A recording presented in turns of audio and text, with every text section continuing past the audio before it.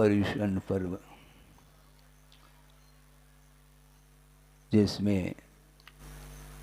जिसमें से 5 दिन निकल गए, 50-50, 5 दिन और शेष हैं आपके। संयम के साथ इस पर्युषण को मनाना है। आज उत्तम संयम का पुनीत अवसर आपके बीच में आया है। संयम और चारित्र, इन दोनों में अंतर है, उसको हमें समझना है। चारित्र में और संयम में अंतर क्या है महाराज? बड़ा अंतर है। वो ये है, चारित्र चलने का नाम है, चारित्र चलने का नाम है, और उसमें भी सम्यक चारित्र की बात कर रहे हैं। समीचीन चलने का नाम सम्यक चारित्र है। चलना तो सब लोग जानते हैं, किंतु कैसा चलना, किस रूप में चलना, किस ओर चलना, इसको ध्यान में रखने की आवश्यकता है। और चारित्र को अंगीकार जो किया जाता है, उसके पीछे प्रयोजन क्या होना चाहिए। आचार्य समदभद्र महाराज ने रत्नकर्ण श्रावकाचार्य में एक श्लोक के माध्यम से विषय दिया है, वहीं से मैं प्रारंभ करना चाहता हूं। मोह तिमिराप हरणे दर्शन लाभादवाप्त संज्ञान राग द्वेष निवृत्त्यै चरणम प्रतिपद्यते साधु। साधु का अर्थ यहाँ पर साधु नहीं, यदि पहले से ही साधु है तो चारित्र को क्या ग्रहण करेगा। साधु का अर्थ सज्जन पुरुष है, भव्य मुमुक्षु जीव है, जो कि वह चरणम प्रतिपद्यते, चारित्र को वह अंगीकार करता है। किस लिए करता है? राग द्वेष निवृत्ति। राग द्वेष निवृत्ति कहा, राग द्वेष की निवृत्ति के लिए चारित्र को अंगीकार किया जाता, यह प्रयोजन है। चारित्र को अंगीकार करने के उपरांत यदि राग द्वेष में कमी नहीं आई तो उस चारित्र की क्या दशा होगी, इसको भी हमें समझना है। क्योंकि अतीत अनंत काल व्यतीत हुआ है इस धरती पर, इस लोक में संसारी प्राणी परिभ्रमण कर रहा है। परिभ्रमण जो होता है वह यात्रा नहीं मानी जाती।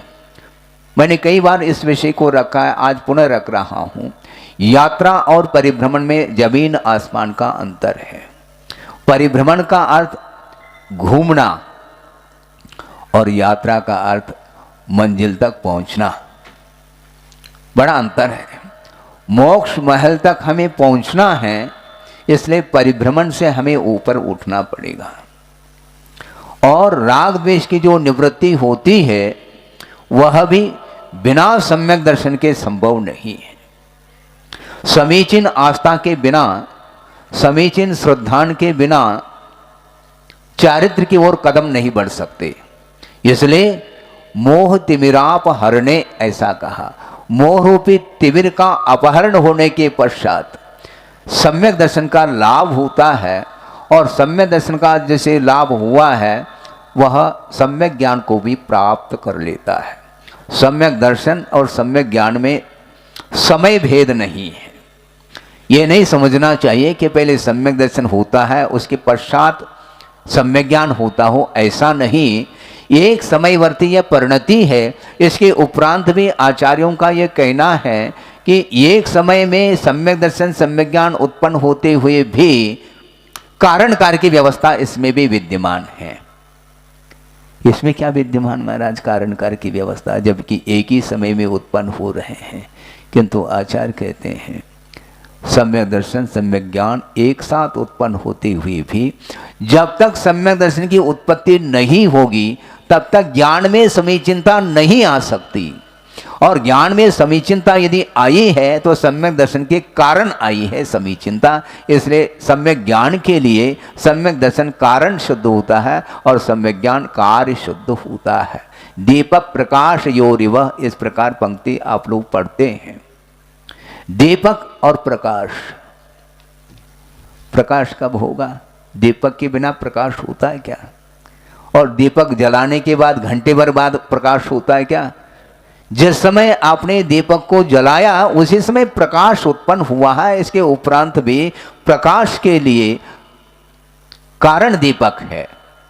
उसी प्रकार ज्ञान में समीचीनता लाने के लिए सम्यक दर्शन की आवश्यकता पड़ती है। तो मोह रूपी तिमिर का अपहरण होने के उपरांत सम्यक दर्शन का लाभ होता है और उसी समय सम्यक ज्ञान प्राप्त हो जाता है। इसके उपरांत फिर चारित्र को अंगीकार करने के लिए अग्रसर हो रहा है भव्य जीव। क्यों? राग द्वेष निवृत्ति, राग द्वेष की निवृत्ति के लिए। अब सोचो, विचार करो, वैसे देखा जाए अनंतानुबंधी संबंधी राग समाप्त हो गया, तभी तो सम्यक दर्शन की उत्पत्ति हुई है। इसके उपरांत भी कह रहे हैं आचार्य, राग द्वेष की निवृत्ति के लिए चारित्र को अंगीकार किया जा रहा है। इससे स्पष्ट है कि सम्यक दर्शन होने के उपरांत भी जब तक उसका जीवन असंयम के साथ रहेगा तब तक वह मात्र टिकट खरीदा है उसने, ये ध्यान रखो। सम्यक दर्शन का अर्थ केवल आस्था उत्पन्न हुई है कि पंचेंद्र के विषय ये हैं और शुद्ध परमात्म तत्व उपादेय है। इस प्रकार उसकी आस्था अटूट हो चुकी है। जब आस्था जागृत हुई है तो आस्था के बल पर ही वह मोक्ष मार्ग में कदम रखता है। रखे बिना काम नहीं चलेगा, ये ध्यान रखो। हमें सम्यक दर्शन उत्पन्न हो गया, हम निश्चिंत हो गए, गलत है। निश्चित हो जाओ, निश्चिंत हो जाएंगे तो संभव है कभी भी वह सम्यक दर्शन छूट भी सकता है। बिजली आई है, प्रकाश का अंधकार नष्ट हुआ है और प्रकाश देखने को मिल रहा है, किंतु कभी भी बिजली गोल भी तो हो सकती है ना। तो उसी प्रकार प्राप्त सम्यक दर्शन कभी भी समाप्त हो सकता है। और गुरुदेव का ये बार बार कहना रहता है संघ के लिए कि ध्यान रखो, क्षौक्षम सम्यक दर्शन एक क्षायिक है नहीं वर्तमान में, इसलिए बहुत रिस्क है। कभी भी वह सम्यक दर्शन ऑफ हो सकता है, छूट सकता है। और आगम के माध्यम से ही ये जानकारी मिलती है कि क्षौक्षम सम्यक दर्शन प्राप्त होने के उपरांत अंतर मुहूर्त में वह छूट भी सकता है। ऐसा कौन सा प्रसंग आ गया महाराज जो प्राप्त सम्यक दर्शन भी छूट रहा है? इसी को बोलते हैं असावधानी, और असावधानी से दूर रहना चाहिए। सम्यक दर्शन उत्पन्न हुआ, इसके उपरांत भी राग का प्रभाव अभी भी कम नहीं हो रहा। हालांकि अनंतानुबंधी जन्य राग अभाव को प्राप्त हुआ है, किंतु अन्य जो असंयम हैं उसको परेशानी में डाल रहे हैं। सम्यक दृष्टि होने के उपरांत भी वह राग से ऊपर उठने के लिए बहुत पुरुषार्थ करना पड़ता है। सम्यक दर्शन तो दुर्लभतम वस्तु है, किंतु उससे भी दुर्लभ चारित्र को कहा है। आप सोचो, वृषभनाथ भगवान की उम्र कितनी थी? 84 लाख पूर्व की थी। महाराज ये पूर्व पूर्व बोल रहे हैं, हमें पूर्व का अर्थ समझ में नहीं आता, पूर्व और पश्चिम समझ में नहीं आ रहा हमें। पूर्व का अर्थ क्या है उसको भी खोलना चाह रहे हैं हम। 84 लाख वर्ष को 84 लाख पहले 84 लाख वर्ष को 84 लाख वर्ष से गुना करने से जो गुणनफल आता है वह एक पूर्वांग माना जाता है। पूर्व नहीं, सुन रहे क्या? नहीं, संयम के साथ सुनो। 84 लाख वर्ष को 84 लाख वर्ष से गुणित करने पर एक पूर्वांग आता है, और ऐसे 84 लाख पूर्वांग का नाम एक पूर्व है। और वृषभनाथ भगवान की उम्र कितनी थी? 84 लाख पूर्व की थी, किंतु वह उत्कृष्ट नहीं है, ध्यान रखो। उत्कृष्ट तो एक पूर्व कोटि होती है, उसमें 16 लाख पूर्व कम है।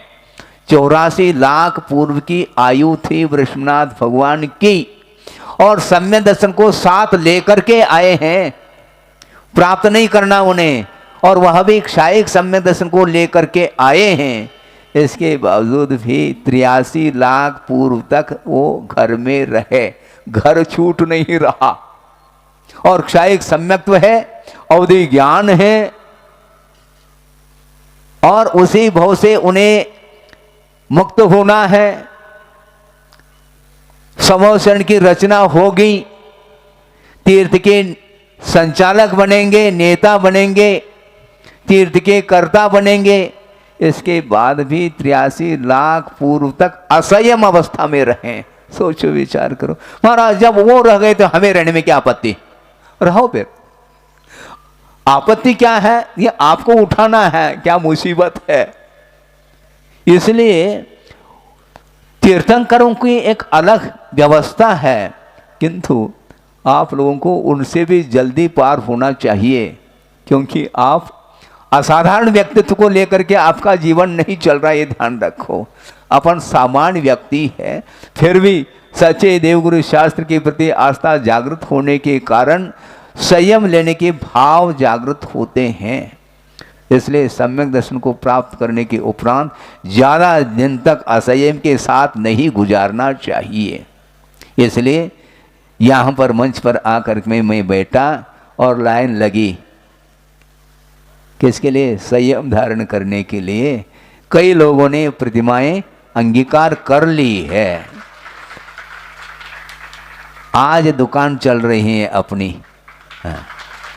क्योंकि प्रयोग का नाम है। दुकान तो खुली है, किंतु कोई ग्राहक ही नहीं आ रहा था संयम धारण करने के लिए।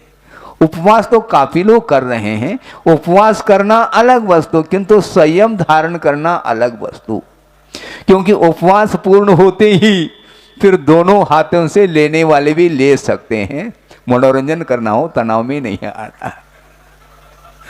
हाँ, बिल्कुल ठीक है, होता है। क्योंकि बहुत दिन तक ज़्यादा दिन तक संयम रखना बहुत कठिन होता है। उसको भी मैं खोलूंगा, धीरे धीरे खोल रहा हूं। तो मैं क्या कह रहा था कि संयम 83 लाख पूर्व बहुत होते हैं, बहुत लंबा चौड़ा जीवन है। और अटूट संपदा, अटूट वैभव, उस प्रकार का वैभव अन्य किसी के पास संभव नहीं, बल्कि सौधर्म इंद्र, उनके पास भी वह वैभव फीका पड़ रहा है। इतना तीर्थंकरों का दिव्य वैभव माना जाता है, संपदा की कोई कमी नहीं। और सर्वार सिद्धि से उतरे हैं वो, कौन? वृषभनाथ। और वहां पर सर्वार सिद्धि पर पहुंचने वाला व्यक्ति भी कोई साधारण व्यक्ति नहीं होता, जिन्होंने अपने जीवन में संयम को स्थान दिया, बल्कि रत्नत्रय की निर्दोष आराधना करते हुए और घोरतम परिशह और उपसर्ग का सामना करते हुए जो चारित्र का पालन करता है, उसको सर्वार सिद्धि मिलती है। ऐसा थोड़ा ही है, लेकिन गुरुदेव कहते हैं वह भी सप्लीमेंट्री है, ये ध्यान रखो। क्योंकि उस घोर तप के उपरांत, तपस्या करने के उपरांत, घोर उपसर्ग सहन करने के बावजूद भी कर्म दग्ध नहीं हो पाए, इसलिए सर्वार सिद्धि पहुंच जाता है। फिर वहां पर इस संयम के प्रभाव से सर्वार सिद्धि पहुंचे हैं और 33 सागर तक वहां पर व्यतीत किया है जीवन को। सागर बहुत लंबा चौड़ा, जबलपुर नहीं, हाँ सागर बहुत लंबा चौड़ा होता है। अभी पूर्व की चर्चा की है, सागर के सामने पूर्व जो है वह बूंद के समान, ये ध्यान रखो। और 33 सागर की आयु वहां पर क्षायिक सम्यक दर्शन के साथ रहे और उतने दीर्घ काल तक तत्व चर्चा के साथ ही जीवन को व्यतीत किया है। वहां पर वासना, मन संबंधी भी वासना नहीं, ये ध्यान रखो, प्रविचार का अभाव है वहां पर। और मंदतम कषाय का उदय है, परम शुक्लेशा के साथ जीवन चल रहा है। और 33,000 वर्ष के उपरांत एक बार मानसिक आहार होता है, कंठ से अमृत झरता है। और 15 कितना 33 पक्ष, हाँ बहुत होते हैं, 16.5 महीने के उपरांत एक बार श्वासोच्छ्वास की क्रिया, श्वसन क्रिया, प्राणायाम नहीं वहां पर, अनुलोम विलोम वहाँ पर ये नहीं चलेगा, आप करते रहो। वहाँ पर 16.5 महीने के उपरांत एक बार श्वसन क्रिया होती है और 33,000 वर्ष के बाद एक बार कंठ से अमृत झरता है और बाकी आराम के साथ वो रहते हैं। वहाँ पर चूल्हा नहीं जलाना, न गैस, वहाँ पर गैस की बीमारी भी नहीं, न गैस है न गैस की बीमारी है, कोई नहीं, वहाँ पर कोई रोग नहीं है, शारीरिक कोई भी बाधा, कोई रोग इत्यादि नहीं, बिल्कुल शांति के साथ। और द्वादशांग की पार्टी हैं, कितना तीव्र पुण्य का उदय होगा उनका। इसके उपरांत भी वहां पर संयम नहीं है, ध्यान रखो। क्षायिक सम्यक दर्शन है, प्रविचार का अभाव है, अवधि ज्ञान है, द्वादशांग की पार्टी है, यह सब होने के उपरांत भी संयम के परिणाम नहीं होते। क्यों नहीं होते महाराज? हैं? क्यों नहीं होते संयम के परिणाम? क्योंकि संयम तब अपनाया जाता है जब गिरने की संभावना होती है। सावधानी तब रखी जाती है जब गिरने की संभावना है। वहां पर गिरना कुछ है ही नहीं वहां पर, क्योंकि वहां पर तीव्र कषाय का उदय ही नहीं। तीव्रतम कषाय का जब उदय आता है उस समय सावधानी रखने की आवश्यकता पड़ती है। इसलिए न स्वर्गों में संयम है न भूमि में संयम है। संयम के लिए यदि कोई क्षेत्र है तो वह कर्म भूमि कहा है, तो वहाँ पर असंयम के साथ रह रहे हैं। इसके उपरांत भी वहाँ पर कोई आकुलता नहीं। हाँ, आकुलता होती तो प्रतिदिन भोजन करना पड़ता, किंतु नहीं। इसके उपरांत वहाँ से उतरे हैं कौन? वृषभनाथ।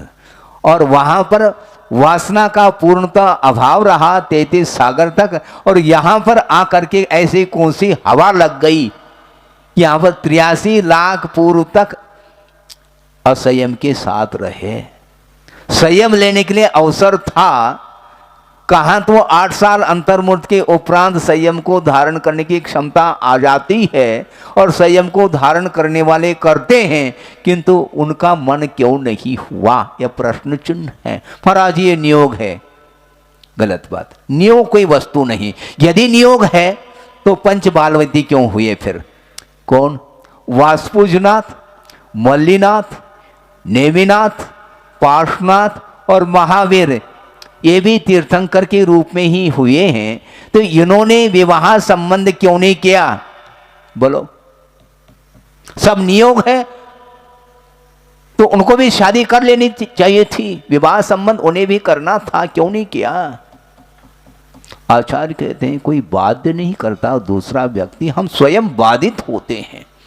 महाराज हमने बहुत प्रयास किया, इतना प्रयास तो किसी ने नहीं किया होगा, उतना प्रयास हमने किया, किंतु माता पिताओं ने बहुत ज़्यादा जबरदस्ती करी, इसलिए विवाह करना पड़ा। गलत बात है।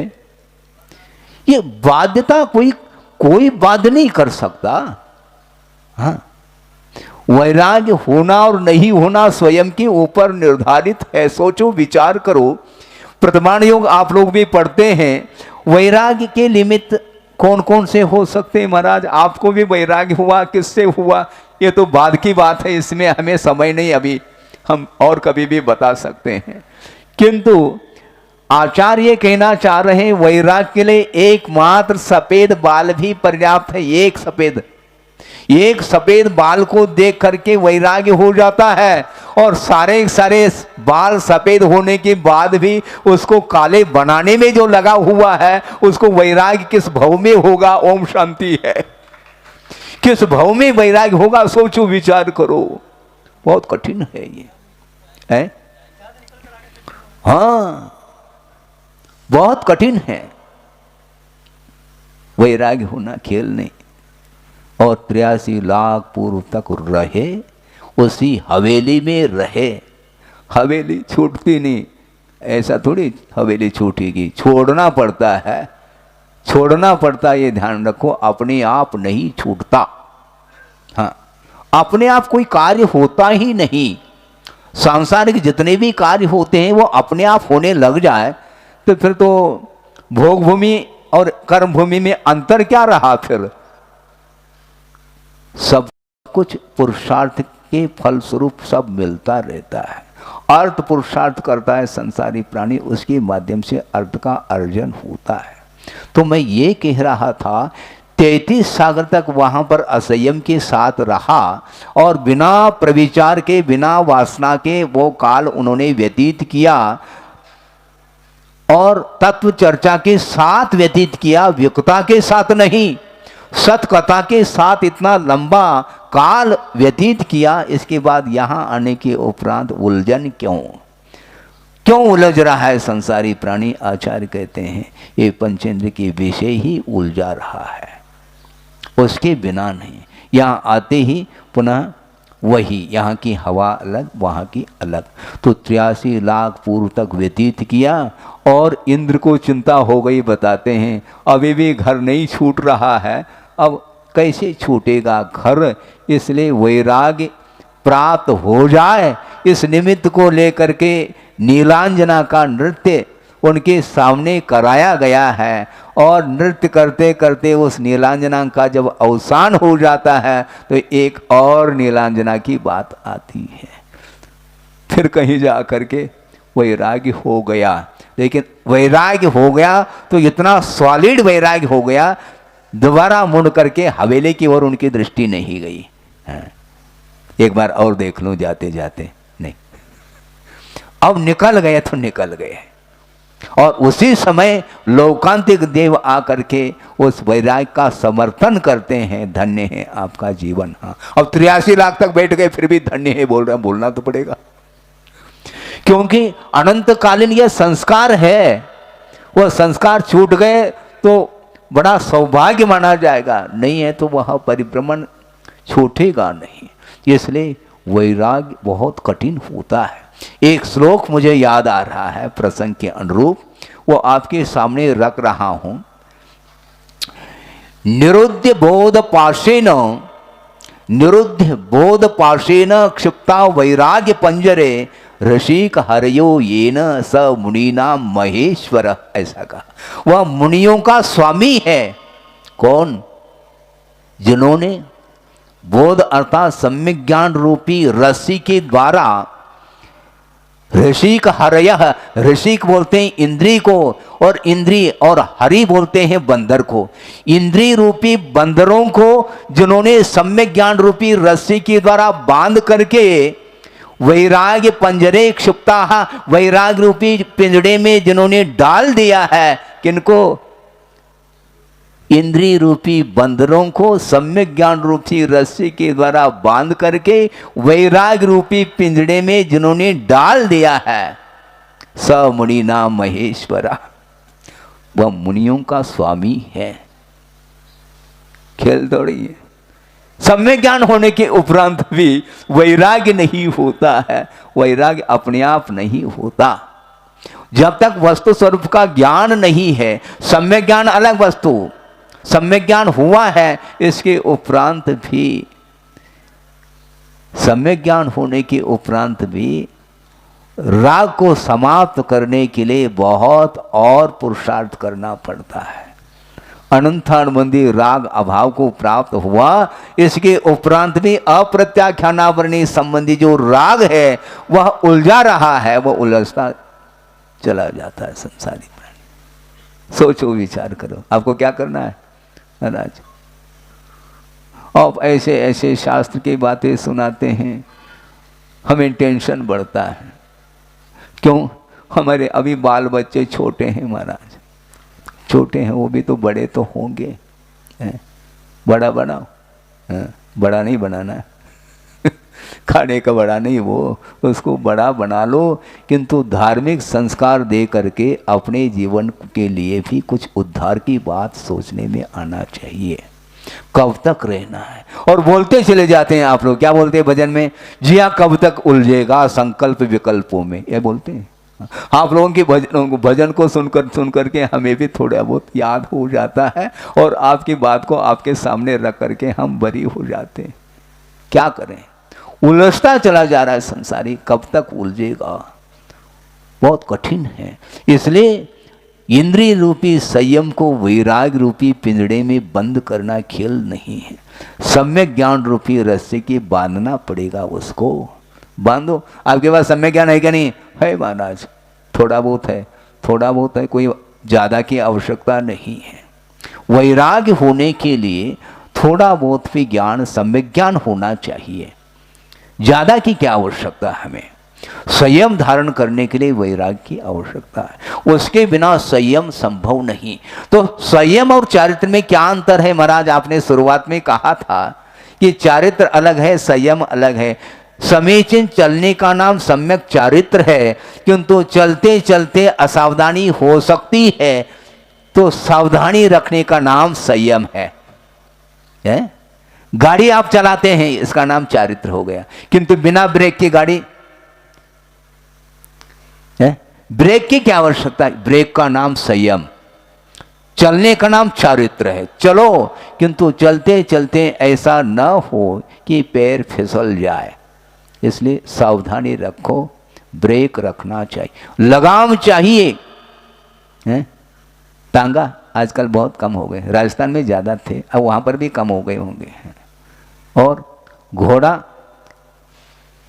और उस तांगे को जोता जाता है, और कितने लगाम है उसके? एक तो मुख में लगाम है और हाथ में लेकर के बैठा है तांगा चलाने वाला, मुख में लगाम है और रस्सी उसके पास में है, वो खींचता है इधर उधर जाने से।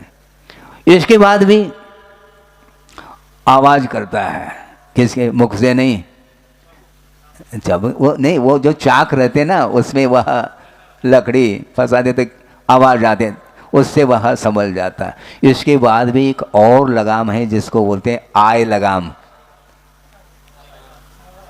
हाँ, साइवान, ये आय लगाम है। आंख के ऊपर दोनों ओर, साइड ना देखे, इधर उधर ना देखें, सामने देखें, इसलिए उसको साइवान बोलते हैं। ये सब संयम के लिए है। ये उसी प्रकार आप चल रहे हो, किंतु सावधानी के साथ चलने के लिए कहा जा रहा है। असावधानी होगी तो निश्चित रूप से एक्सीडेंट है, इसीलिए अपने आप को संभालने की आवश्यकता है। और प्रमाद के कारण ही संसारी प्राणी फिसल जाता है, गिर क्यों जाता है? प्रमाद के कारण। और प्रमाद का स्वरूप क्या है महाराज? कुशलेषु अनादरः प्रमादः। जो कुशल कार्य है उसमें असावधानी रखना। कौन सा कुशल कार्य? मोक्ष मार्ग में असावधानी जो होती है उसका नाम प्रमाद ऐसा कहा है। कभी भी प्रमाद नहीं करना चाहिए, सावधानी के साथ आप प्रवृत्ति करिएगा, कभी भी वह अपनी भूमिका से नीचे उतर सकता है। इसलिए द्रव्य संयम अलग है और भाव संयम अलग है। द्रव्य संयम वह अनंत बार ग्रहण कर लिया है संसारी प्राणी ने, द्रव्य संयम को, किंतु भाव संयम के अभाव में द्रव्य संयम के द्वारा मुक्ति नहीं मिली। अब क्या चाहते हैं? मुक्ति चाहने, मुक्ति चाहने ऐसा बोलते हैं बुंदेलखंड के लोग, मुक्ति चाहने। अरे चाहने से मिलेगी क्या? तो हमें भी चाहिए, मिल जाए हमें, चाहने से भी नहीं मिलती।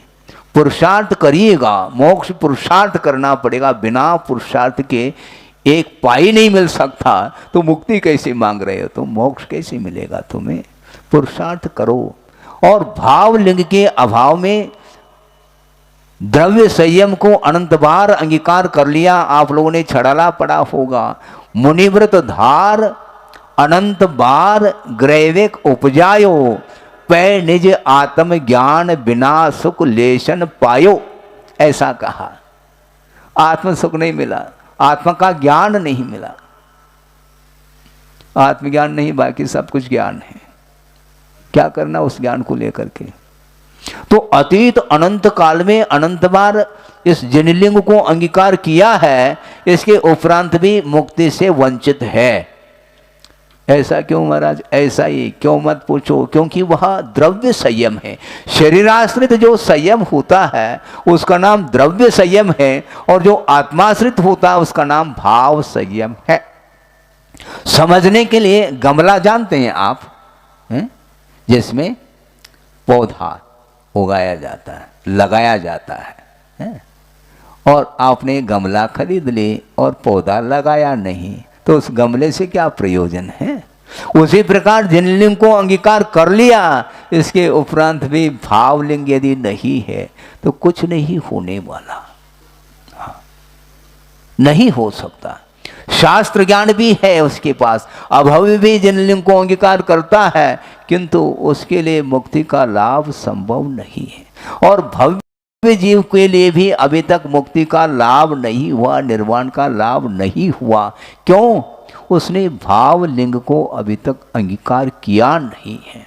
गुणस्थान का जो विकास होता है वह द्रव्यलिंग के द्वारा नहीं, किंतु बिना द्रव्यलिंग के भी गुणस्थान का विकास संभव नहीं है।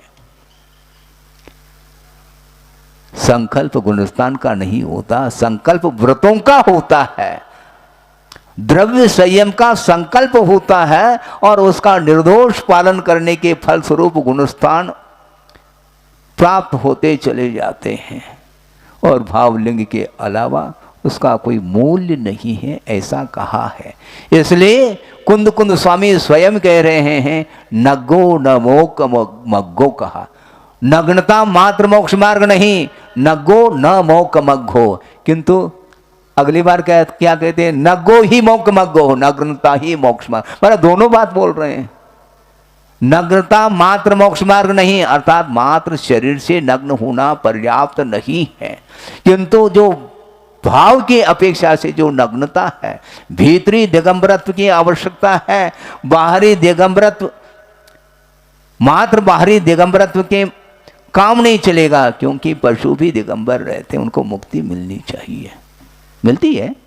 नहीं मिलती। पशु तो घूम रहे हैं ना, वस्त्र तो है नहीं उसके पास, मोक्ष मिलना चाहिए? नहीं। भीतरी जो संयम है, भाव लिंगात्मक संयम, उसके माध्यम से मुक्ति मिलती है। इसलिए आचार्य कहते हैं भाव लिंग कितनी बार ग्रहण करता है संयम को? तो कर्म सिद्धांतकार बोल रहे हैं कि 32 संवारायम, 32 बार वह भाव लिंग को अंगीकार करता है, अर्थात 32 बार वह संयम को, भाव संयम को अंगीकार करता है। इसके बाद निश्चित रूप से उसको मोक्ष होना है। कितनी बार भाव संयम को धारण किया हमें ज्ञात नहीं है, किंतु इतना तो ज्ञात है कि अनंत बार द्रव्य संयम को अंगीकार किया है। ये आधार है द्रव्य संयम भाव लिंग के लिए। भाव संयम के लिए द्रव्य संयम आधार है और वो आधेय है। गजभुक्त कपित्वत कहा, इसका अर्थ क्या महाराज? आज खोल रहा हूं। केत का फल होता है, जानते हैं आप? कबिट नहीं जानते? केत की चटनी, अब याद आ गए महाराज, चटनी कहते हैं। केंथा, केंथा का फल होता है, वह कबीट बोलते हैं उसको। सुनो, वह केत का फल बड़ा होता है, वह खट्टा होता है, और उसको हाथी ने खाया नहीं, निगल लिया है। सूंड के माध्यम से मुख में लेकर के उसको निगल लिया है, और वह साबुत वह निष्कासित हो जाता है बाद में। किंतु उसका जितना भी रस भाग था, रस उसने चूस लिया। जठराग्नि के माध्यम से रस जो है ना चूस लिया, और वह निष्कासित हो गया, और उसमें कुछ नहीं बचा, उसमें कुछ रस है ही नहीं। उसी प्रकार आचार्य कहते हैं भाव लिंग के बिना यह द्रव्य लिंग वह गजभुक्त कपित्वत कहा है। उस हाथी के द्वारा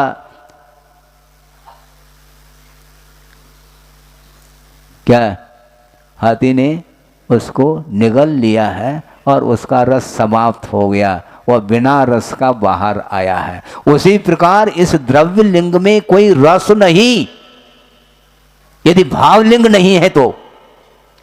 लेकिन भावलिंग बिना द्रव्यलिंग के संभव नहीं, ये भी कहा है। इसलिए संयम धारण करने के लिए अवसर मिला है, हमें करना है, किंतु भावलिंग की ओर ध्यान हमेशा होनी चाहिए, ऐसा कहा है। इसलिए हम ज़्यादा नहीं कहना चाहते हैं कि संसारी प्राणी की दृष्टि छोड़ी हुई पदार्थ की ओर भी दृष्टि जाती है, त्यक्त पदार्थ की ओर भी दृष्टि जाती है, इसलिए बैक हो जाता है, वो गाड़ी रिवर्स हो जाती है उसकी। ऐसा ही हुआ है, ऐसा ही हो जाता है, क्योंकि निदान के माध्यम से भी बहुत कुछ प्राप्त करना चाहता है। निदान का अर्थ क्या है? भावी भोगाकांक्षा निदानम कहा। भविष्य में भोगों की आकांक्षा का नाम निदान है। वो ये भाव रख रहा है कि इस तप के माध्यम से, इस संयम के माध्यम से, इस चारित्र की साधना के माध्यम से मुझे संपदा मिले, इस प्रकार भाव रखने का नाम निदान बोला है। और निदान शल्य माना जाता है वो, और निदान शल्य के माध्यम से सम्यक दर्शन भी समाप्त हो जाता है। इसलिए निदान नहीं होना चाहिए। निदान यदि करोगे तो तुम्हारा निदान ठीक नहीं होगा, यानी चिकित्सा ठीक नहीं होगी तुम्हारी। निदान बोलते हैं, निदान का चिकित्सा है? निदान डायग्नोसिस क्या बोलते हैं आप लोग? हाँ, निदान पहला कर लो, फिर बाद में उपचार चलेगा, ट्रीटमेंट बाद में होगा, पहला निदान करेंगे। तो चिकित्सा तुम्हारी ठीक नहीं होगी यदि भोगों की आकांक्षा के साथ यदि साधना करोगे तो वह निदान माना जाएगा, वो ठीक नहीं। कल कह रहे थे, कोई सज्जन कह रहे थे, महाराज मोक्ष की इच्छा तो कम से कम होनी चाहिए, ये भी निदान के अंतर्गत आएगा क्या? निदान के अंतर्गत तो नहीं आता, मैं मानता हूं, किंतु मांगने से थोड़ी मिलेगी मुक्ति। ये मांगने की आदत क्यों है? महाराज अनादिकालीन है, तो हमें उपदेश दे रहे हो क्या? मुझे भी मालूम है अनादिकालीन संस्कार है, मैं मानता हूं, किंतु वो ठीक नहीं, मांगना ठीक नहीं, याचना ठीक नहीं। याचना परिचय विजय होना चाहिए। याचक वृत्ति ठीक नहीं, क्योंकि जो याचना करता है उसको भिखारी बोलते हैं। क्या बोलते हैं? क्यों क्या बोलते हैं? भिखारी बोलते हैं ना। जो द्वार द्वार जाता है और दयनीयता के साथ वह मुझे एक टुकड़ा मिले रोटी का, वह मांग रहा है, और मांगने के उपरांत भी कोई व्यक्ति देता नहीं, दुत्कार देता है, यदि देता है तो इसको बोलते हैं याचना। किंतु याचना ठीक नहीं। एक बहुत दोहा प्रासंगिक आपके सामने रख रहा हूं, जो गुरुदेव ने दिया है, याद है आपको? महाराज आप बोलेंगे तो याद आ जाएगा, क्योंकि आपके पास बीज बुद्धि है। शुरुआत तो करो महाराज, हम बोल देंगे। ना तो सुरसुख चाहता, चालू हो गया, देखो सब लोगों को आने लगा।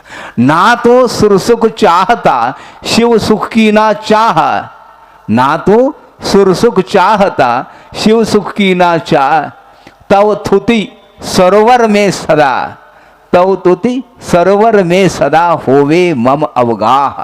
हे भगवान, मैं जीवन भर आपकी स्तुति करता रहूं, आपकी स्तुति रूपी सरोवर में मैं अवगान करता रहूं, मुझे पर्याप्त है, मुझे मुक्ति मिलेगी। ये गाढ़ श्रद्धान है। इसलिए मुझे न सुर सुख की चाह है, न शिव सुख की चाह। चाहते क्यों हो? मांगो नहीं, बिना मांगे वह मिल जाएगा। मांगना नहीं, आदत है मांगने की, है आदत है। एक चुटकुला है, चुटकुला कहते ही मन प्रसन्न होता है। क्यों? एक भिखारी था, वह प्रतिदिन मांग करके ही वह भोजन करता था। एक व्यक्ति ने उसको कहा, मांगने में तुम्हें भीख मिल रही कि नहीं? हाँ, भूख मिल रही है। और आज जो है भीख में क्या मिला? 10 रुपए का नोट मिला है। ऐसा उस भिखारी ने कहा। अच्छा, हाँ 10 रुपए का नोट मिला है। उस एक व्यक्ति ने कहा कि देखो, इस 10 रुपए को मान लो कह रहा हूँ सपोज के रूप में, यदि लॉटरी आपने टिकट खरीद ली और उस लॉटरी में यदि मान लो एक कार यदि लग जाए, तुम क्या कर लोगे? कार में बैठ करके भीख मांग लूंगा। कार में बैठ करके भीख मांग लूंगा, मतलब मांगना छोड़ेगा नहीं वो। इसको बोलते प्रकृति। मांगने की वृत्ति छूटती नहीं उसकी। कार में बैठ करके भी मांगने की आदत है उसकी, जबकि उस कार के माध्यम से बहुत कुछ कमाया जा सकता है। किराए के माध्यम से कार को दे करके अपने जीवन यापन कर सकता है, आजीविका चलाई जा सकती है। इसके उपरांत भी उसकी आदत है ना मांगने की। इसलिए आचार्य कहते हैं मांगो नहीं, है मांगो नहीं। मान लो आपको किसी ने निमंत्रण दे दिया, काय के लिए? और क्या, भोजन के लिए। भोजन के लिए निमंत्रण दे दिया और आपके मन पसंद की चीजें उन्होंने बनाई है, स्वादिष्ट भोजन बनाया है, आपको इनवाइट किया है और ले गया है, आपको पार्टी पर बिठाया है, और आप भोजन करिएगा। सिद्धि नहीं बोल रहे हैं, लेकिन ये ध्यान रखो, भोजन करने के लिए उसने कहा आप भोजन करिए। फिर वो क्या करता है, हाथ जोड़ करके भाई साहब एक लोटा पानी दो ना, ये ठीक माना जाएगा? अरे जो स्वादिष्ट भोजन तुम्हें परोस दिया उसने, और एक लोटा पानी बिना मांगे दे नहीं सकता वो, ये दीनता क्यों? इसलिए जिस साधना के माध्यम से मुक्ति मिलेगी, तो ये साधना के माध्यम से क्या स्वर्ग नहीं मिलेगा? लेकिन स्वर्ग ही अच्छा लगता है महाराज, मोक्ष में क्या रखा है? वहां पर कुछ है ही नहीं। मोक्ष में क्या है?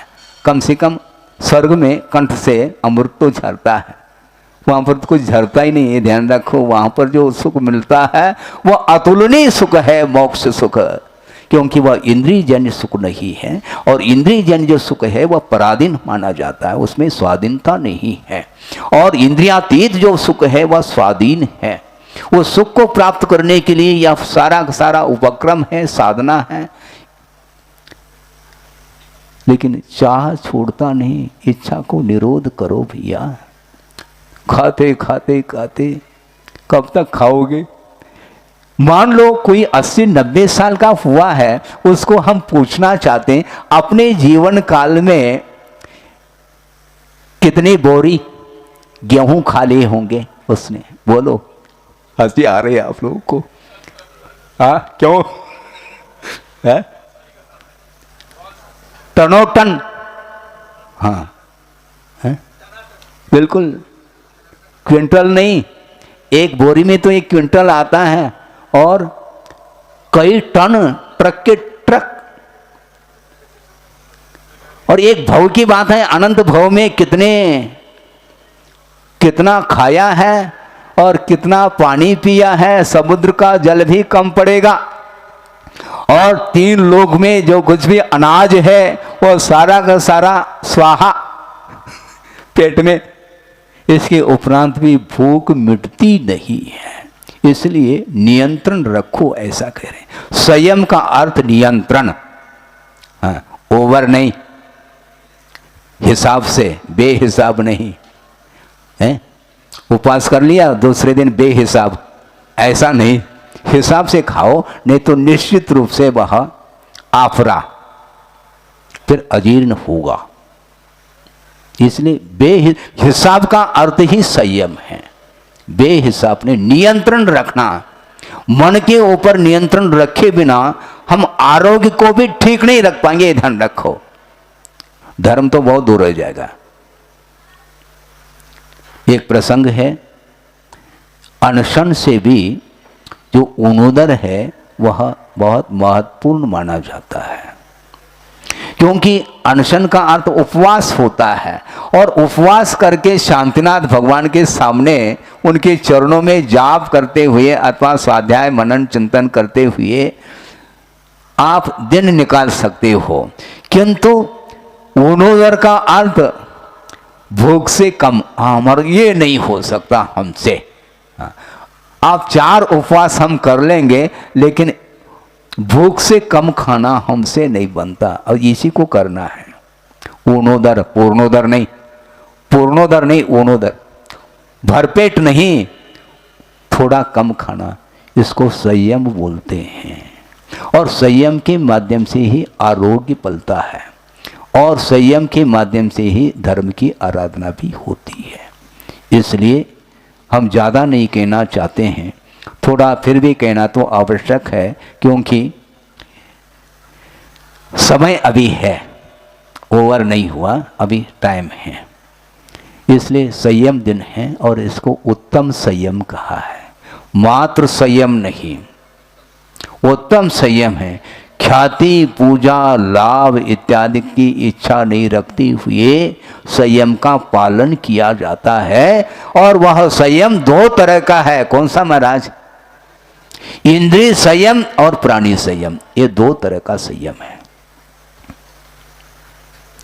इंद्रिय संयम जो पलेगा वह बिना प्राणी संयम के इंद्रिय संयम पल नहीं सकेगा, ये ध्यान रखो। सुन रहे हैं आप? बिना इंद्रिय संयम के प्राणी संयम नहीं पल सकता। ये कैसा है महाराज? इसको आप स्पष्ट कर दो। हमें स्पष्ट नहीं हो पा रहा है, हम इसको स्पष्ट करना चाहते हैं। एक प्रसंग सुना रहा हूं जो गुरुदेव ने स्वाध्याय के दौरान हम लोगों को सुनाया था। वो ये है, क्षमा सागर जी का आपने दर्शन किया होगा, क्यों नहीं किया होगा?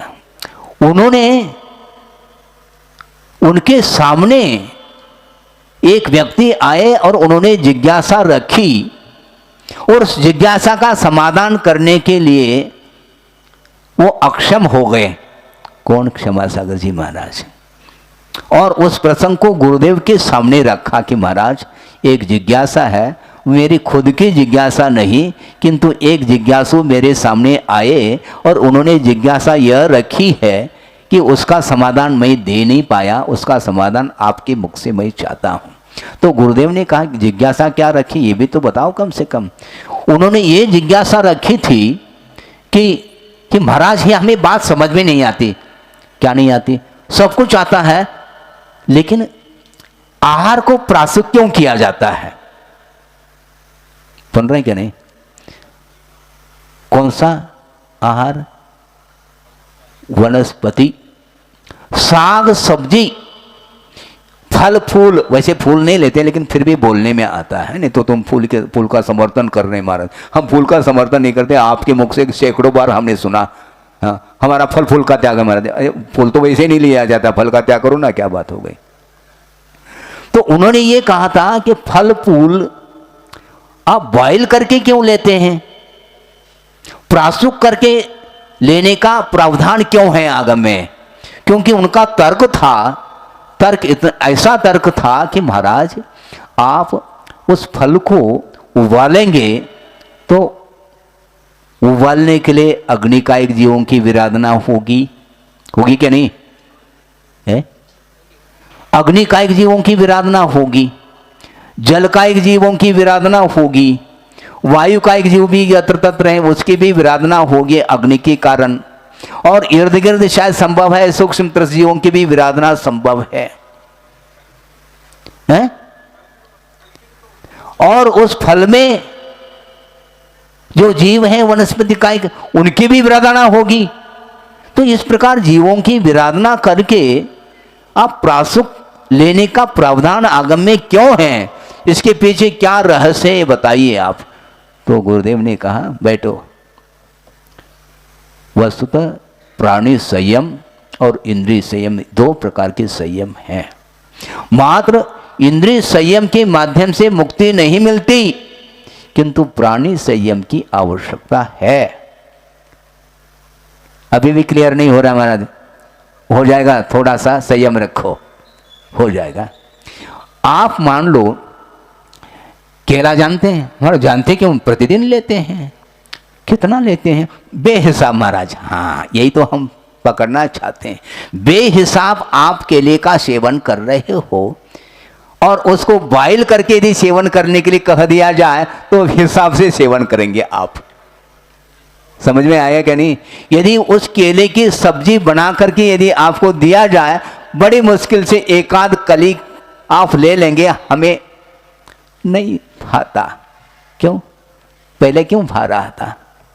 ताज़ा ताज़ा छिलका छील करके आप साबुत यदि केला लेते हैं तो कितने डजन ले आपको ज्ञात नहीं। इसी को बोलते हैं इंद्रिय असंयम। इसको क्या बोलते हैं? ये इंद्रिय असंयम। और इंद्रिय संयम होगा तो इतनी मात्रा में लिया ही नहीं जाएगा, तो ऑटोमेटिक प्राणी संयम भी पलेगा। क्योंकि वनस्पति में अनंत साधारण जीव रहते हैं, उनकी विराधना होती है। उस अनंत कायिक जीवों की विराधना से बचने के लिए हमें प्राणी संयम की आवश्यकता है, और प्राणी संयम जो होगा वह बिना इंद्रिय संयम संभव नहीं है। इसलिए ये उत्तर ये दे दिया, समाधान ये दिया, तब हमें बात समझ में आ गई। इसलिए संयम दो तरह का है, एक इंद्रिय संयम और एक प्राणी संयम है। इसलिए हिसाब से लेना है तो महाराज बॉईल करके देंगे तो हमें हिसाब से ही लेना पड़ेगा ना, तो अब कितना लेना चाहो आप, इसको बोलते हैं इंद्रिय संयम। इंद्रिय के ऊपर विजय प्राप्त किए बिना वह भाव संयम आ ही नहीं सकता। हाँ, भाव संयम आ ही नहीं सकता, और भाव संयम के बिना मुक्ति होगी नहीं। अब तो आ गया कि नहीं समझ में, कि अभी भी कुछ रह गया तो शाम को देख लेंगे चर्चा है तत्व चर्चा में, ये तो समझ में आना चाहिए। इसको बोलते हैं सचित त्याग प्रतिमा। इसमें यही रखा है विषय आचार्य समुद्रभद्र स्वामी ने, सचित विरतो दया मूर्ति। वो दया की मूर्ति है। कौन है? पंचम प्रतिमाधारी। महावृत्ति की बातें नहीं करना चाह रहे हम, अभी तो हम अनुवृत्ति की बात करना चाहते हैं। पंचम प्रतिमाधारी सचित विरतो दया मूर्ति ऐसा कहा है, इसलिए प्रासुक करके ही लेना चाहिए। उसके माध्यम से इंद्रिय संयम पलता है, और इंद्रिय संयम पलेगा तो निश्चित रूप से प्राणी असंयम से हम ऊपर उठ जाएंगे। ये इसका अर्थ है। इस प्रकार आपके सामने ये संयम का विषय रखा है, और 2-5 मिनट में एक श्लोक के माध्यम से इसकी और कुछ विशेषताएं हैं उसको आपके सामने रख करके पूर्ण कर लूं। आत्मा नदी संयम तोय पूर्णा। सुन रहे हैं? आत्मा नदी संयम तोय पूर्णा, सत्यावहा शील तटा दयोर्मी, तत्रावगाहम कुरु पांडु पुत्र, नवारिना शुद्धति चांतरात्मा। अंतरात्मा न वारिना शुद्धति। आत्मा कभी भी शुद्ध नहीं हो सकती जल के माध्यम से। टोंटी के नीचे बैठ जाते हैं और स्नान करते रहते हैं, अथवा सरोवर आदि में डुबकी लगाते हैं और स्नान करते हैं। उसके माध्यम से किसको शुद्ध करना चाहो, ये शरीर को शुद्ध करने के लिए वह स्नान कर रहा है, किंतु इसके माध्यम से जलकायिक जीवों की विराधना होती है। इसलिए प्राणी संयम के लिए हमें स्नान को भी छोड़ना पड़ेगा। इसलिए श्रमण लोग स्नान व्रती होते हैं, स्नान नहीं करते, स्नान व्रत का पालन करते हैं, क्योंकि जलकायिक जीवों की विराधना से ऊपर उठना है। प्राणी संयम इसी को बोलते हैं। इसलिए आत्मा के लिए नदी की उपमा दी है। सुन रहे हैं क्या? नहीं? हाँ, आत्मा के लिए नदी की उपमा दी है, और नदी है तो जल होना चाहिए। सूखी नदी, सूखी नदी में नाव चलेगा क्या? नहीं चल सकता। तो आत्मा को नदी की उपमा दी है, और वह नदी कैसे? संयम तोय पूर्णा। संयम रूपी जल से वह परिपूर्ण है, आत्मा रूपी नदी। फिर उसमें प्रवाह है क्या? नहीं। प्रवाह है किसका? सत्यावहा, सत्य ही जिसका प्रवाह है। आत्मा रूपी नदी बह रही है, उसके जो 2 तट है वो तो शील के काम करते हैं। प्रवाह सत्य रूपी प्रवाह है, और शील रूपी 2 तट हैं। नदी के तट नहीं है तो वह पानी फैल जाएगा। तो सत्यावहा शील तटा, और उसमें तरंग है कि नहीं महाराज? हैं। कौन सी? दया रूपी तरंगे। दया रूपी तरंगे उत्पन्न हो रही है, जिसमें आत्मा नदी संयम तोय पूर्णा, सत्यावहा शील तटा दयोर्मी, तत्रावगाहम कुरु पांडु पुत्र। पांडवों के लिए संबोधित किया जा रहा, उस नदी में अवगाह करो हे पांडुपुत्र। नवारिना शुद्धति चांतरात्मा। जल के माध्यम से आत्मा शुद्ध नहीं हो सकती है। इसलिए संयम का यह दिन है। इसलिए आत्मा रूपी नदी में अवगाहन करना चाहो तो द्रव्य संयम और भाव संयम को अंगीकार करना चाहिए। अपने शक्ति के अनुरूप अंगीकार करो, हमें कोई बाधा नहीं है, क्योंकि कोई भी व्रत न छोटा होता है न बड़ा होता है। अपनी क्षमता के अनुरूप वह व्रत बड़ा ही माना जाता है। एक प्रथम कक्षा का विद्यार्थी है और उसकी परीक्षा ली जा रही है, और आपके लिए तो वो प्रश्न बिल्कुल बायां हाथ का खेल, ठीक है, आपके लिए खेल है वो, किंतु उसके लिए जो प्रश्न रखा गया है हल करने के लिए, उसको पसीना आ रहा है। ऐसा कौन सा प्रश्न रखा था महाराज, हमें अभी भी याद है, इसलिए आपके सामने रख रहा हूं। मैं भी उस कक्षा में था और बगल में एक छोटा बालक मेरी उम्र का ही था, क्योंकि वो भी उसी कक्षा में था, और प्रश्न रखा गया, मौखिक प्रश्न था, लिखित पेपर नहीं था। और प्रश्न ये रखा गया, बताओ क्या, कि आसमान का रंग कौन सा है। वो यूं करने लगा, पसीना आने लगा। अरे तो आपको तो पसीना नहीं आता, आपके लिए थोड़ी, आप क्या नर्सरी में हो क्या? हा? उसके लिए तो पसीना आ रहा है, क्योंकि आसमान का कौन सा रंग नहीं आ रहा है, उसको फेल हो रहा है। स्वाभाविक है, क्योंकि उस कक्षा के अपेक्षा से वह प्रश्न बहुत जटिल है। इसलिए वस्तुतः कक्षा के अनुरूप साधना की जाती है। आप अपनी भूमिका के अनुरूप करिए, कोई बाधा नहीं, किंतु संयम की ओर अग्रसर होना चाहिए। और वह शियार, आप तो होशियार हो, शियार जानते कि नहीं, वह रात्रि जल का जिसने त्याग किया है और कितना संयम रखा है उसने, सोचो विचार करो। प्यास लगी है और वह बावड़ी में उतर रहा है। ऊपर था तो दिन अस्त हुआ था, होने को था, किंतु थोड़ा बहुत अभी प्रकाश है, जा करके हम पानी पी लें। भीतर गया तो अंधकार देखने को मिला, पुनः बाहर आ गया, लिया नहीं उसने जल। बाहर आकर के देखा, अरे अभी प्रकाश है, फिर भीतर पहुंच गया, अंधेरा। इस प्रकार बार बार अप डाउन करता रहा और अंत तो गत्वा जल पी नहीं पाया और प्राण विसर्जित हो गए, किंतु संयम को उसने नहीं छोड़ा। इसको बोलते हैं संयम। और अपन होते तो महाराज तो हैं, कहाँ जाने वाले हैं, हम प्रायश्चित ले लेंगे। महाराज का काम ही तो है प्रायश्चित देना और अपना काम दोष लगाना और प्रायश्चित लेना। ऐसा नहीं, वस्तुतः दोष लगना अलग है, दोष को लगाया नहीं जाता। बुद्धि पूर्वक कभी भी दोष लगाए नहीं जाते, किंतु अनजाने में कभी दोष लग सकते हैं। प्रमाद के कारण अपराध बन सकता है, किंतु प्रमाद छोड़ करके अलर्ट हो करके यत्नाचार पूर्वक यदि हम प्रवृत्ति करते हैं तो यत्नाचार ही संयम का प्रतीक है। चलना सो चारित्र है और यत्नाचार पूर्वक चलना सो संयम है। इसलिए संयम और चारित्र में अंतर समझ में आ गया होगा आपको। चलना है, बहुत दूर तक चलना है, दूरी तय करनी है, किंतु सावधानी के साथ चलेंगे तो निश्चित रूप से संयम पलेगा और उस संयम के माध्यम से ही कर्मों की निर्जरा होगी।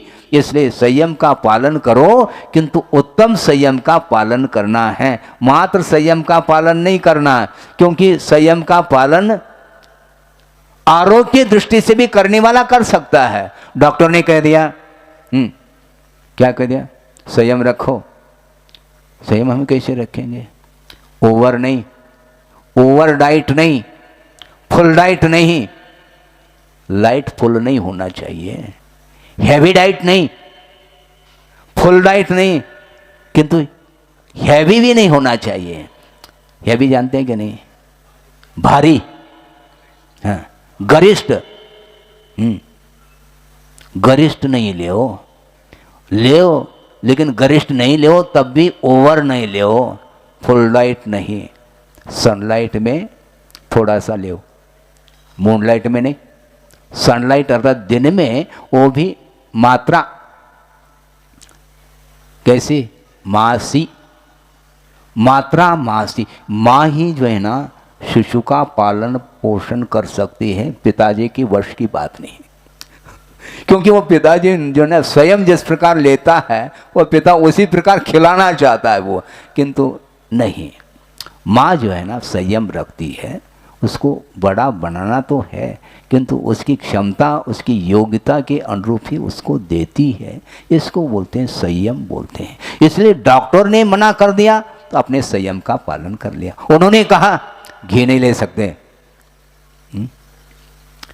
और नमक नहीं ले सकते, शुगर की बीमारी है, डायबिटीज नहीं ले सकते। फिर क्या लेना, क्या खाना, गम खाओ, कम खाओ, कम खाओ, हाँ, और कम खाने में दुख होता है तो गम खाओ, तभी रोग दूर होगा तुम्हारा।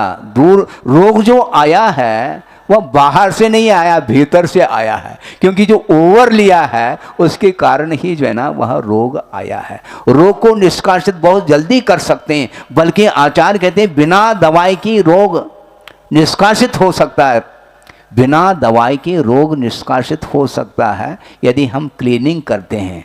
तो डॉक्टर कहते हैं लंघन करो, लेकिन वह लंघन माना जाता है, वो उपवास नहीं माना जाता, क्योंकि वो उत्तम संयम नहीं। डॉक्टर के कहे अनुसार हम चल रहे हैं किंतु महाराज के कहे अनुरूप हम चल नहीं सकते।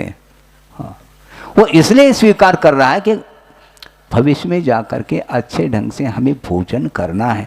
आरोग्य की दृष्टि से उसने उपवास आदि किए हैं, इसलिए वह उत्तम संयम की कोटि में नहीं आता। और आप लोग जो इन दिनों में जो उपवास आदि कर रहे हैं इसको उत्तम संयम की कोटि में लेते हैं।